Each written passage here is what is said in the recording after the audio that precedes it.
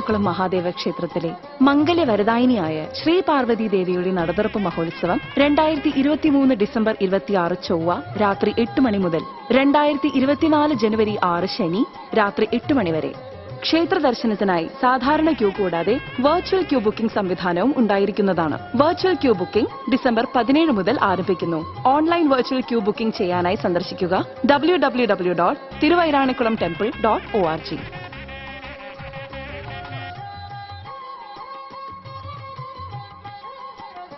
ഒക്കൽ പഞ്ചായത്തിലെ ഭിന്നശേഷിക്കാരായ കുട്ടികളുടെ പുനരധിവാസത്തിന് ബഡ് സ്കൂൾ നിർമ്മാണത്തിന് 9ാം വാർഡംഗം പി.കെ. സിന്ധു ടീച്ചറിന്റെ കുടുംബവക 7 സെന്റ് സ്ഥലം സൗജന്യമായി പഞ്ചായത്തിന് നൽകി. വാളാഞ്ചേരി വീട്ടിൽ വി.എൻ. ഭാസ്കരൻ, കാർത്തിയാനി ഭാസ്കരൻ എന്നിവരുടെ സ്മരണക്കായാണ് സ്ഥലം നൽകിയതെന്ന് വാർത്താസമ്മേളനത്തിൽ vice president P K. Sindhu teacher പറഞ്ഞു. അത് അച്ഛന്റെയും അമ്മയുടെയും അച്ഛൻ വി.എൻ. ഭാസ്കരൻ, അമ്മ കാർത്തിയാനി ഭാസ്കരന്റെ ഭവന സ്മരണയ്ക്കായിട്ടാണ് ഞങ്ങൾ കൊടുക്കുന്നത്. ഒക്കൽ ഗ്രാമപഞ്ചായത്തില് 100ഓളം ഭിന്നശേഷിക്കാരുണ്ട്. അതില് 53ഓളം കുട്ടികൾ നമ്മുടെ പഞ്ചായത്തിന്റെ സ്കോളർഷിപ്പോടുകൂടി പഠിക്കുന്നവരാണുള്ളത്. അത് പഞ്ചായത്തിന് പുറത്ത് വിവിധ സ്കൂളിൽ പഠിക്കുന്നതാണ്. ഞങ്ങൾക്ക് എല്ലാവർക്കും അറിയാം അവരുടെ വീട്ടില് ഉള്ള പ്രശ്നങ്ങൾ. കാരണം അവരുടെ രക്ഷകർത്താക്കൾ അനുഭവിക്കുന്ന ബുദ്ധിമുട്ട് നമുക്ക് എല്ലാവർക്കും അറിയാവുന്നതാണ്. അതുകൊണ്ട് തന്നെയാണ് ഈ സ്ഥലം ഏറ്റവും നമ്മൾ ഒരു പുണ്യപ്രവൃത്തിക്ക് വേണ്ടിയിട്ട് കൊടുക്കുവാനായിട്ട് തീരുമാനിച്ചത്.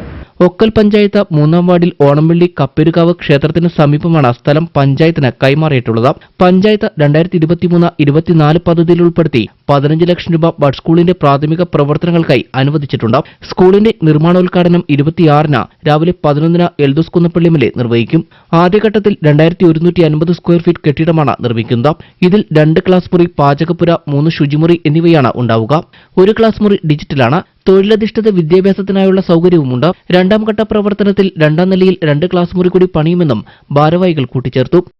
ബഡ്സ് സ്കൂളിനെ സംബന്ധിച്ച് പറയുകയാണെങ്കിൽ ഭിന്നശേഷി കുട്ടികൾക്ക് വേണ്ടി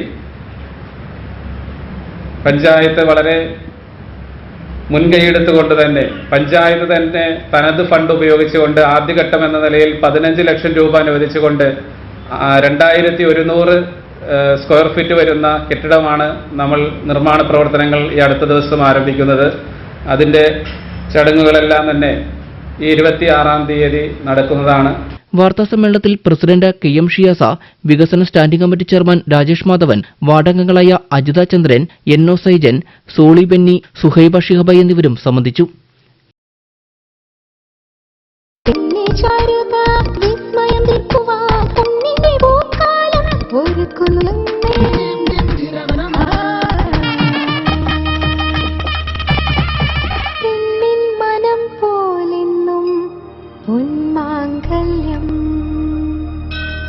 Bobby Chamanur International Jeweler.